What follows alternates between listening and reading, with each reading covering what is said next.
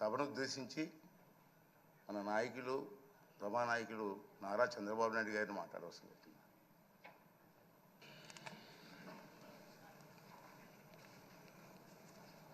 అధ్యక్ష,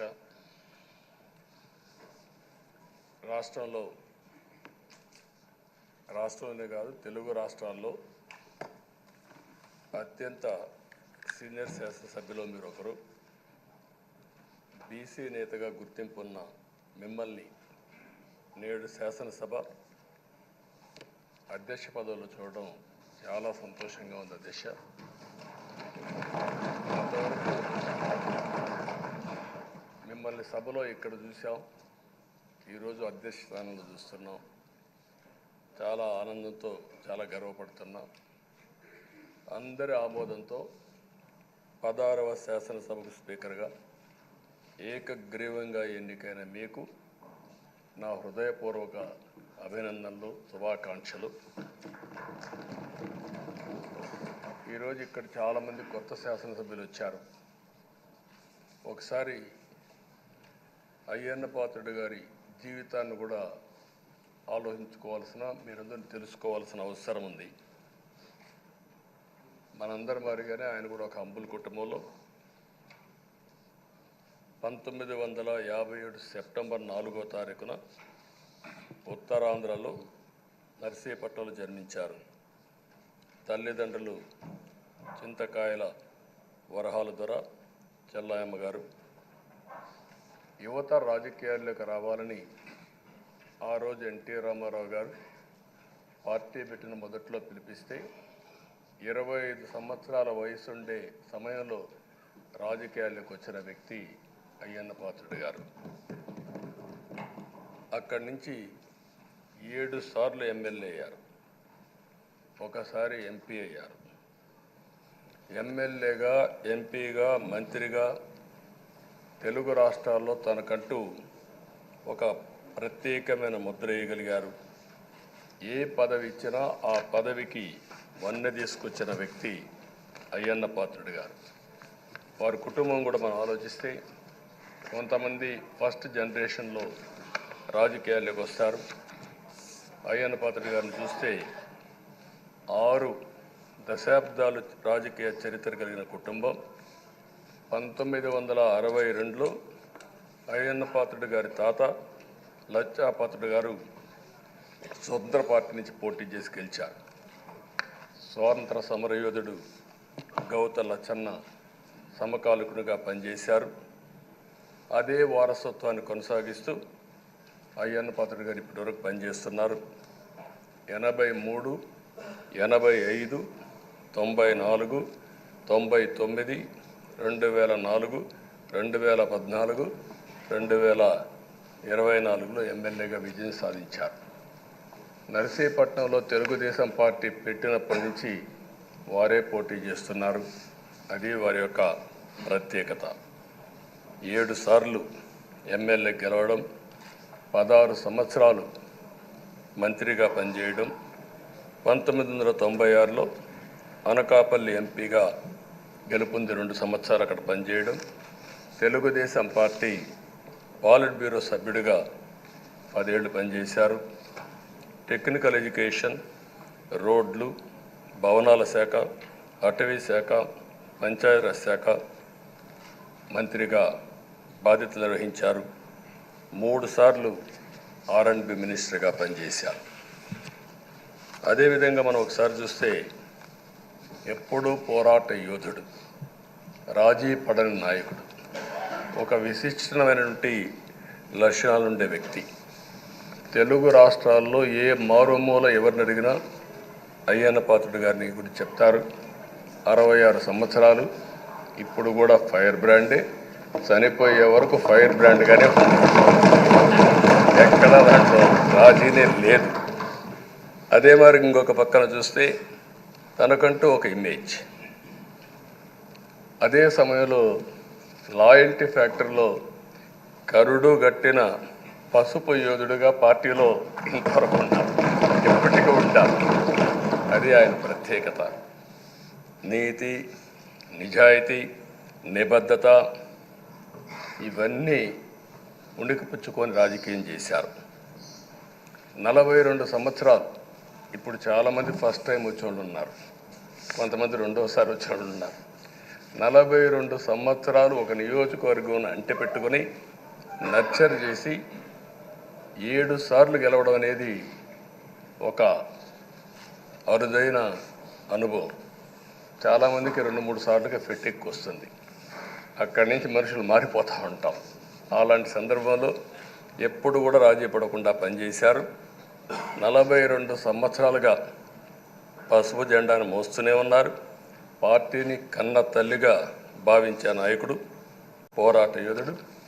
ఎప్పుడు కూడా రాష్ట్రంలో అభివృద్ధి చేయడమే కాకుండా ఉత్తరాంధ్ర అభివృద్ధి కోసం, ప్రత్యేకంగా విశాఖపట్నం అభివృద్ధి కోసం ఎనలేని కృషి చేసిన నాయకుడు అయ్యన్న పాత్రుడు గారని చెప్పి కూడా నేను మీకు తెలియజేస్తున్నాను.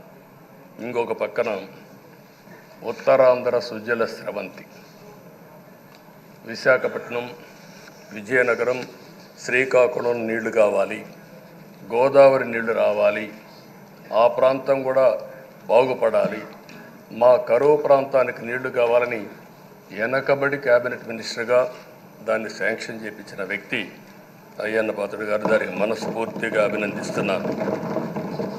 అందరికి కూడా కష్టాలు వస్తూ ఉంటాయి. ఆయన రాజకీయ జీవితంలో ఎప్పుడూ పడనటువంటి ఇబ్బందులు గత 5 సంవత్సరాలు పడ్డాడు.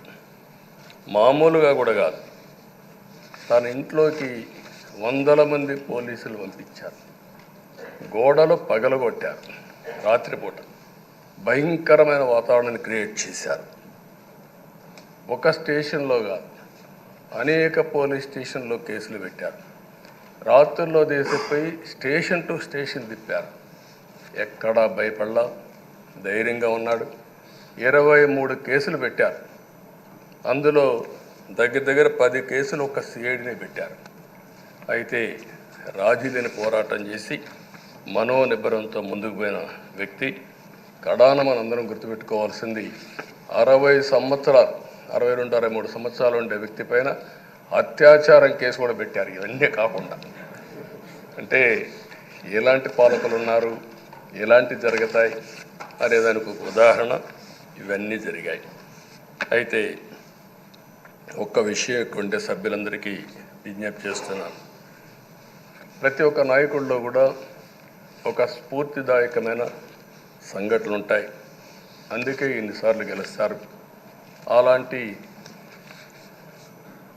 మన అయ్యన్న పాత్రుడు గారిలో ఉండే మంచి పాజిటివ్ పాయింట్స్ అన్నీ కూడా మీరు కూడా ఆలోచించుకోవాల్సిన అవసరం ఉంది. ఒక వ్యక్తి చట్టసభకు రావడం ఒక అరుదైన గౌరవం. ఇది ఒక అవకాశం. కొన్ని లక్షల మందిలో ఆ అవకాశం మనకు వస్తుంది. ఆ అవకాశంతోనే మనం అందరం ఇక్కడికి వచ్చాం. అయితే మనం అందరం గుర్తుపెట్టుకోవాల్సింది, మనల్ని ఎంపిక చేసిన ప్రజలకి ఏం చేయాలి, తాత్కాలికంగా ఏం చేయాలి, ఒక టైం బౌండ్ ప్రోగ్రాంలో ఏం చేయగలుగుతాం, దీర్ఘకాలంలో ఏం చేయగలుగుతామో మనం అందరం ఆలోచించుకొని అలాంటి సమస్యల్ని పరిష్కారం చేయాల్సిన బాధ్యత మనందరి పైన ఉంది. అంతేకాకుండా ఈరోజు ఎక్కుండే ఎమ్మెల్యేలందరినీ కోరుతున్నాం, మనందరి పైన ఒక పవిత్రమైన ఉన్నతమైన బాధ్యతని తెలుసుకోవలసిన అవసరం ఉంది. చట్టసభల్లో సభ్యుల ప్రవర్తన, వ్యాఖ్యలు, చర్చలు, మనం ఏదో ఇక్కడ అపోజిషన్ ఉంటే అపోజిషన్కే జవాబుదారితనం, వాళ్ళ మీద మాట్లాడాలనే ఆలోచన కాకుండా మనం మాట్లాడే విషయాలు రాష్ట్రం మొత్తం ప్రజలంతా వాచ్ చేస్తూ ఉంటారు. మీ నియోజకవర్గంలో ఉండే ప్రజానీకం వాచ్ చేస్తారు, రాష్ట్రమంతా వాచ్ చేస్తారు. ఒక సభ్యుడిగా మీరు సమర్థవంతంగా పనిచేస్తే ఎక్కడ లేని గౌరవం వస్తుంది. దానికి మనందరం కృషి చేయాల్సిన అవసరం ఉంది. అయితే ఓసారి బాధేస్తుంది, గడిచిన 5 సంవత్సరాలు శాసనసభ అంటే చాలా భిన్నంగా నడిచింది. ఎంతో పవిత్రమైన శాసనసభను గత ప్రభుత్వం ఒక వికృతమైన పోకడలు, నీచ రాజకీయాలు, వ్యక్తిత్వ హననానికి ఒక వేదికగా చేశారు.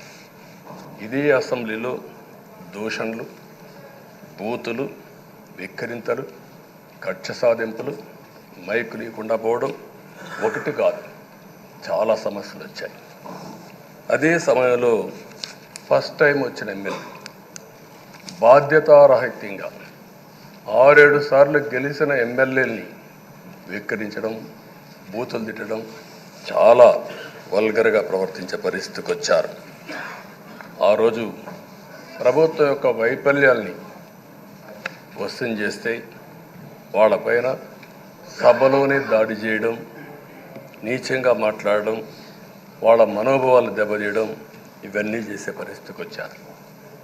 ఇక్కడుండే నాయకులు నేను చూశాను. ఆ రోజు తెలుగుదేశం పార్టీ 23 మంది గెలిచాం. జనసేన లేరు, బీజేపీ లేరు. కానీ ఆ 23 మందిని గెలిచినాక ఇదే అసెంబ్లీకి వస్తే వాళ్ళు ప్రవర్తించిన తీరు మీరు చూస్తే చాలా బాధాకరంగా ఆ రోజు పనిచేసే పరిస్థితికి వచ్చారు. ఆ రోజు ఒక్క విషయం మీరు చూస్తే, నేను కూడా ఇదే హౌస్లో చాలా బాధపడిన సందర్భం రోజు ఉంది. మెంబర్స్ అందరం ఉన్నాం. నన్ను గురించి, నా కుటుంబాన్ని గురించి ఇష్టానుసారంగా మాట్లాడితే కనీసం యాక్షన్ తీసుకోవడానికి నాకు మైక్ ఇవ్వమని అడిగాను. మేము నిరసన తెలియజేసి వెళతామని మైక్ అడిగితే మైక్ ఇవ్వలేదు. ఇవ్వకుండా మీరు చూస్తే మామూలు సంఘటన కాదు. ఆ రోజు నేను ఒక మాట చెప్పాను, ఇది గౌరవ సభ కాదు, మీరు నాకు మైక్ కూడా ఇవ్వడం లేదు. మైక్ ఇవ్వకపోయినా నేను స్టేట్మెంట్ ఇవ్వాలి కాబట్టి ఇచ్చెడతాను రికార్డు కోసం అని చెప్పి గట్టిగా లేచి ఇదే సీట్లో కూర్చొని ఆ రోజు నేను చెప్పింది అదే వర్డ్స్ మీకు రిపీట్ చేస్తున్నాను. నేను స్టేట్మెంట్ ఇవ్వాలనుకున్నాను, మీరు మైక్ ఇవ్వకుండా చేశారు. అయినా నాకు బాధ లేదు. మళ్ళీ చెప్తున్నా, ముఖ్యమంత్రిగానే ఈ హౌస్కు వస్తాను తప్ప అదర్వైజ్ నాకు ఈ రాజకీయాలు అవసరం లేదు. ఇది ఒక గౌరవ సభ కాదు. ఇలాంటి గౌరవ సభలో నేనుండనని మరొక్కసారి చెప్తూ మీకు నమస్కారం. ప్రజలకు విజ్ఞప్తి చేస్తున్నా, నా అవమానం మీరు అందరూ అర్థం చేసుకొని నిండు మనసుతో ఆశీర్వదించాలని కోరుతూ ఈ సభ నుంచి వాకౌట్ చేస్తున్నానని చెప్పి వాకౌట్ చేసి బయట ప్రెస్ కాన్ఫరెన్స్ పెట్టాను. ఎందుకు ఈ విషయం చెప్తున్నానంటే, నా జీవితంలో ఇది 9వసారి నేను ఎమ్మెల్యే. ఈ రాష్ట్రంలో తెలుగు జాతిలో నాకు వచ్చిన అవకాశాలు ఏ నాయకుడికి రాలేదు. 14 సంవత్సరాలు ముఖ్యమంత్రిగా పనిచేశాను. ఇప్పుడు మళ్ళీ ముఖ్యమంత్రి అయ్యాను. 15 సంవత్సరాల పొజిషన్ పార్టీ లీడర్గా పనిచేశాను. కానీ తిరుపతిలో నా పైన దాడి జరిగింది. 24 క్లేమోర్ మైన్స్ నా మీద బ్లాస్ట్ చేశారు. ఆ రోజు కూడా నా కళ్ళలో నీళ్ళు రాలేదు. మొట్టమొదటిసారిగా ఎలాంటి సంబంధం లేని నా సతీమణి పైన ఆరోపణలు చేశారు. ఆ ఒక్కరిపైన కాదు, ఈ రాష్ట్రంలో ఆడపడుతున్న అందరిపైన, గౌరవంగా బ్రతికే ఆడబిడ్డలందరినీ అవమానం చేయడం, సోషల్ మీడియాలో పెట్టడం, క్యారెక్టర్ అసాసినేషన్ చేయడం, ఇలాంటి చాలా సంఘటనలు జరిగాయి. దానికి పరాకాష్ఠగా ఆ రోజు శాసనసభ్యులు కానీ, కొంతమంది అయితే భవానీ శాసన సభలో సభ్యురాలుగా ఉండి ఎన్నో పోస్టింగ్స్ పెట్టే పరిస్థితికి వచ్చారు. అలాంటి సంఘటనలు చూసిన తర్వాత ఫస్ట్ టైం నా జీవితంలో ఆడబిడ్డల కోసరం ఇలాంటి హననాన్ని చేశారని బాధపడుతూ కంటతడి పెట్టాను. ఆ రోజే అనుకున్నా, ఇలాంటి పార్టీ ఈ రాష్ట్రానికి అరిష్టం, ఇలాంటి వ్యక్తిత్వం ఉండకూడదు. మళ్ళీ ఈ రాష్ట్రాన్ని గౌరవ సభ చేసి హోందాగా నడిపించే వరకు నేను పనిచేస్తానని చెప్పి ఒక శపథం చేశాను. ఆ శపథం ప్రకారమే ప్రజలు గెలిపించారు, వచ్చాను. ఈరోజు 2 సంవత్సరాల తర్వాత, ఆ రోజు నేను వెళ్ళింది 2021 నవంబర్ 19వ తారీఖున వెళ్ళాను. నిన్న మీ అందరి ఆశీస్సులతో, ప్రజలందరి యొక్క ఆమోదంతో ఈ సభలోకి ఎంటర్ అయ్యాం. నాకు జరిగిన అవమానం కానీ, ఆడబిడ్డలకు జరిగిన అవమానం కానీ భవిష్యత్తులో ఎవరికీ జరగకుండా కాపాడే బాధ్యత ఈ అసెంబ్లీ తీసుకోవాలని అందరినీ కోరుకుంటున్నాను. నా గౌరవాన్ని కాపాడిన ప్రజానీకానికి మరొకసారి మనస్ఫూర్తిగా ధన్యవాదాలు, అభినందనలు. నా జీవితాంతం రుణపడి ఉంటా. మళ్ళీ నాకు జన్మనంటే తెలుగువాడిగా పుట్టాలని, తెలుగు గడ్డ రుణం తీసుకోవాలని నా ఆకాంక్ష. తప్పకుండా ఇచ్చేస్తాను. మొన్న మీరు ఒక్కసారి చూస్తే ఎన్నికల్లో ఇక్కడుండే శాసనసభ్యులందరికీ అనుభవం ఉంటుంది. ఎక్కడో అమెరికాలో ఉండే వ్యక్తులు 5 లక్షలు 10 లక్షల రూపాయలు ఖర్చు పెట్టుకుని ఓటొచ్చి ఓటేయడం, నెల 2 నెలలు పనిచేసే పరిస్థితికి వచ్చారు. వేరే రాష్ట్రాల్లో ఉండే ప్రతి ఒక్కరూ ఇది నా బాధ్యత అనే ఉద్దేశంతో అందరూ వచ్చి ఓట్లేసే పరిస్థితికి వచ్చారు.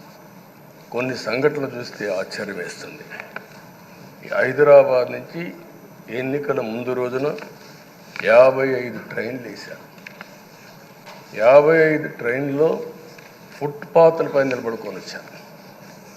ఏసీలో ఫుల్గా, మామూలుగా ఏసీ అంటే ఒక ప్రెషర్ ఉంటుంది, ఎక్కువ మంది ఉంటే గాలి ఆడదు. అయినా కూడా లెక్క పెట్టుకోకుండా వచ్చారు. వీళ్ళందరినీ మనం పిలిస్తే రాలా, మనం ఆర్గనైజ్ చేస్తే రాలా. కానీ ప్రజలు గెలవాలి, ఈ రాష్ట్రాన్ని కాపాడుకోవాలని పిలిపించాం. ఎన్డీఏ, పవన్ కళ్యాణ్ గారు, బీజేపీ, తెలుగుదేశం ముగ్గురం కలిసి దాంతో స్పందించి పెద్ద ఎత్తున ప్రతి ఒక్కరూ మా బాధ్యతను వచ్చారు.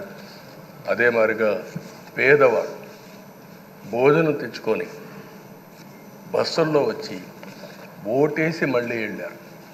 అంటే అంత అభిమానం చూపించారు. వాళ్ళ రుణం తీర్చుకోవాల్సిన బాధ్యత ఈ సభ పైన ఉందని చెప్పి మీ అందరికీ తెలియజేస్తున్నా. ఆ బాధ్యతని మన కళ్ళ ముందు ఎప్పుడూ కనపడవలసిన అవసరం ఉంది. ఈరోజు రాష్ట్రం విధ్వంసమైన రాష్ట్రాన్ని మళ్ళీ గాడిన పెట్టాలి. మంత్రులందరం ప్రమాణ స్వీకారం చేశాం, పవన్ కళ్యాణ్ గారు అందరం కూడా చేశాం. కానీ ఈరోజు ఒక్కసారి ఆలోచిస్తే ఎక్కడున్నామో తెలియని పరిస్థితి, ఎంత అప్పు ఉందో తెలియని పరిస్థితి, చాలా సమస్యలు ఉన్నాయి. అయితే ప్రజలు మంచి ఎమ్మెల్యేలు ఎన్నుకున్నారు. నేను కానీ, పవన్ కళ్యాణ్ గారు కానీ, బీజేపీ కానీ, అగ్రనాయకత్వం అందరం కూడా, నరేంద్ర మోడీ గారితో సహా ఇంకొక పక్క అమిత్ షా గారు అందరం కూడా మీటింగ్లు పెట్టినప్పుడు చాలా స్పష్టంగా హామీలు ఇచ్చాం. అవి నమ్మారు, మనలందరినీ ఎంపిక చేసుకున్నారు. మీరందరూ కలిసి ఒక మంచి వ్యక్తిని, రాజకీయాల్లో గౌరవాన్ని కాపాడే వ్యక్తిని, పార్టీని నమ్ముకున్న వ్యక్తిని మీరు ఎన్నుకున్నారు. ఈరోజు మనందరం కూడా గుర్తుపెట్టుకోవాల్సింది, ఇక్కడికి వచ్చినప్పుడు అవతల పార్టీ వాళ్ళు కూడా మనం ఎగతాడు చేయాల్సిన అవసరం లేదు. ప్రజలు పనిష్మెంట్ ఇచ్చారు. ఇదే హౌస్లో నేను చూశాను, 23 సీట్లు మాకు వచ్చాయి. నేను బాధపడ్డాము. కానీ ప్రజాస్వామ్యాన్ని గౌరవించాలనే ఉద్దేశంతో ప్రజాస్వామ్యుతంగా పనిచేశాము. 23వ తారీఖు ఎన్నికల రిజల్ట్స్ వస్తే దాన్ని వక్రీకరించి 23వ తారీఖున దేవుడు రాసిన స్క్రిప్ట్ ఇది, మీకు 23 సీట్లు వచ్చాయని మాట్లాడారు. ఇప్పుడు నేను అడుగుతున్నా, కూటమికి 164 సీట్లు వచ్చాయి. 1, 6, 4 కూడుకుంటే 11 వస్తుంది. రాష్ట్రంలో దగ్గర 1631 రోజులు అమరావతి రైతాంగం ఆడబిడ్డలు ఉద్యమం చేశారు. ఆ 4 నెంబర్లు కలుపుకుంటే 1, 6, 3, 1 కలుపుకుంటే 11 వస్తుంది. అంటే ఇది కూడా భగవంతుడి స్క్రిప్ట్ అయినా కూడా నేను మాట్లాడడం లేదు, నేను కామెంట్ చేయడం లేదు. ఈరోజు ఉంటే వాళ్ళకు కూడా అర్థమయ్యేది. వాళ్ళు ఉండకుండా పోవడం అనేది వాళ్ళ పిరికితనం తప్ప ఇంకోటి కాదని చెప్పి కూడా నేను మీకు తెలియజేస్తున్నా. అయితే నేను ఇక్కడుండే సభ్యులను కూడా మిమ్మల్ని కోరుతున్నా, మనం ప్రజా సమస్యలపైన దృష్టి పెట్టాలి తప్ప వీళ్ళ మీద కాదని చెప్పి కూడా నేను మీకు తెలియజేసుకుంటున్నాను. ఆ రోజు పవన్ కళ్యాణ్ గారిని అసెంబ్లీ గేటు కూడా తాకనీయం, అని పెద్ద పెద్ద డైలాగులు చెప్పారు. 21 సీట్లలో పోటీ చేస్తే 21 సీట్లని గెలిపించిన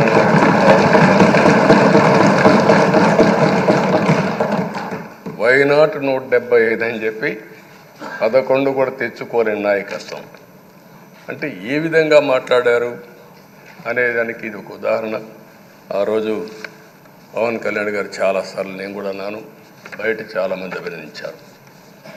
ఎక్కడ తగ్గాలో తగ్గడం, ఎక్కడ గెలవాలనో గెలవడం నేర్చిన వ్యక్తి పవన్ కళ్యాణ్ గారు. దానికి మనస్ఫూర్తిగా అభినందిస్తున్నాను. ఈరోజు మనందరం కూడా గుర్తుపెట్టుకోవాల్సింది, రాజకీయాల్లో సుదీర్ఘమైన రాజకీయాలు ఉన్నాం. మొత్తం కలిసి 16వ సభ.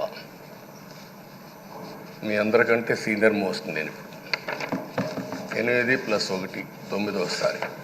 అంటే 16 సభల్లో 16వ సభ 9 సభల్లో ఉన్నాను. అంటే అన్ని సభలను చూశాను. నా జీవితంలో ఎప్పుడూ చూడని సభ మొన్న జరిగిన సభ, 15వ శాసనసభ. కానీ ఇప్పుడు నేను కోరుకునేది మీ దగ్గర నుంచి, అది ఒక చెడు సభ కింద, ఒక కౌరవ సభ కింద మనం భావించాం. కానీ అత్యున్నతమైన సభగా 16వ శాసనసభని నిర్వహించే బాధ్యత మనందరిపైన ఉంది. గౌరవప్రదంగా నిర్వహించాలి.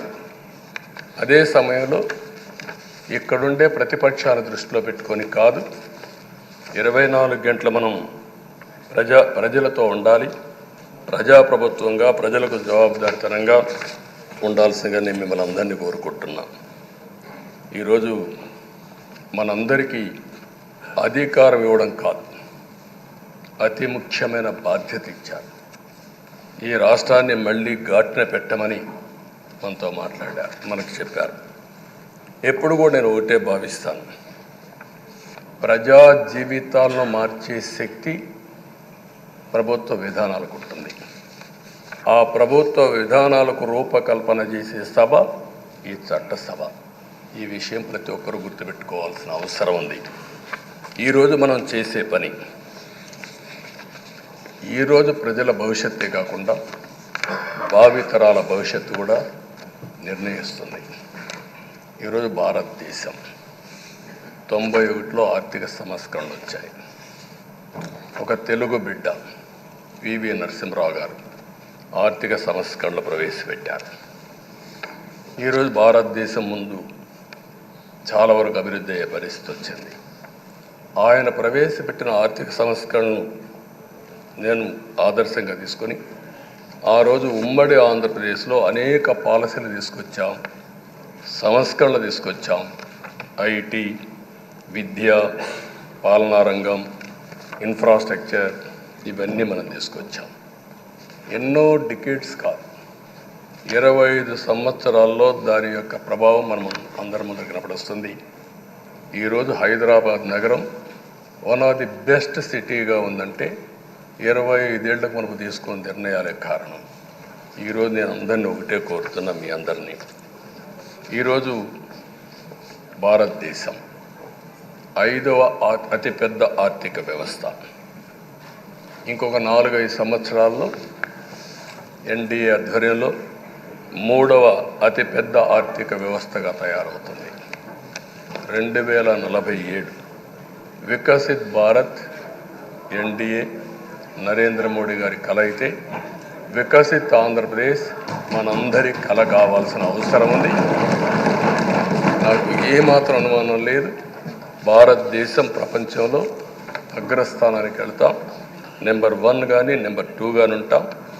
అదే సమయంలో మనందరి ఆశయం, మనం చేసే చట్టాలన్నీ కూడా తెలుగువారు ప్రపంచంలోని నెంబర్ 1గా ఉండాలని, ఆంధ్రప్రదేశ్ని జీరో పావర్టీ స్టేట్గా తయారు చేసి ఆర్థిక అసమానతలు తగ్గించే విధానానికి ఈ సభ శ్రీకారం చుట్టాలని కోరుకుంటూ, దానికి అయ్యన్న పాత్రుడు గారి అధ్యక్షతన మనం ముందుకు పోవాలని చెప్పి మనస్ఫూర్తిగా కోరుకుంటున్నాను. ఇంకొక పక్క ఈరోజు మీరందరూ కూడా గుర్తుపెట్టుకోవాల్సింది, ఈ సభలో దూషణలు, వెకిలి చేష్టలు అవి కాకుండా ఉందాతనంతో ప్రతి ఒక్కరం కూడా ముందుకు పోయే విధంగా కార్యక్రమాన్ని తీసుకుపోవాల్సిందిగా నేను కోరుతున్నాను. 16 సభలు మనం చూసాం. ఈ 16 సభలు మీరు చూస్తే ఆంధ్రప్రదేశ్ శాసనసభ హేమాహేమీలు వచ్చారు. అందులో టంగుటూరి ప్రకాశం పంతులు, ఎన్జి రంగా, నీలం సంజీవరెడ్డి, బెజవాడ గోపాల్ రెడ్డి, తెన్నేటి విశ్వనాథం, గౌత లచ్చన్న, పివిజి రాజు, ఉచ్చలపల్లి సుందరయ్య, అయ్యదేవర కాళేశ్వరరావు, చండ్ర పుల్లారెడ్డి, వావిలాలు గోపాలకృష్ణయ్య, మోటూరి హనుమంతరావు, గుంటూరి బాపనయ్య, కాకాని వెంకటరత్నం లాంటి ఉద్దండులందరూ వచ్చారు. వీళ్ళు కాకుండా పివి నరసింహారావు ఈ రాష్ట్రంలోనే పుట్టి కేంద్రం నుంచి ఆర్థిక సంస్కరణలు తీసుకొచ్చారు. ఇంకో పక్కన ఎన్టీ రామారావు గారు, ఒక చరిత్ర సృష్టించిన యుగ పురుషుడు ఎన్టీ రామారావు గారు. వీళ్ళందరూ మనకు ఆదర్శం కావాలని మనస్ఫూర్తిగా కోరుకుంటున్నాను. అందుకని ఈరోజు ఒక పక్కన చూస్తే చట్టసభల విలువ తెలిసిన వ్యక్తి అయ్యన్న పాత్రుడు గారు. అనేక సందర్భాల్లో ఒక్కోసారి ఆవేశాలు మెంబర్లో వచ్చాయి. అవన్నిట్లో మీరు కూడా భాగస్వాములుగా ఉన్నారు. కానీ ఈరోజు నేను కోరుకునేది మీ ఆధ్వర్యంలో రాజ్యాంగ స్ఫూర్తి నిలుస్తుందని, ప్రజాస్వామ్యాన్ని కాపాడతారని, ఈ సభ హోందాగా నడుస్తుందని దాంట్లో నాకు ఏమాత్రం అనుమానం లేదు. ఆ నమ్మకం ఉంది.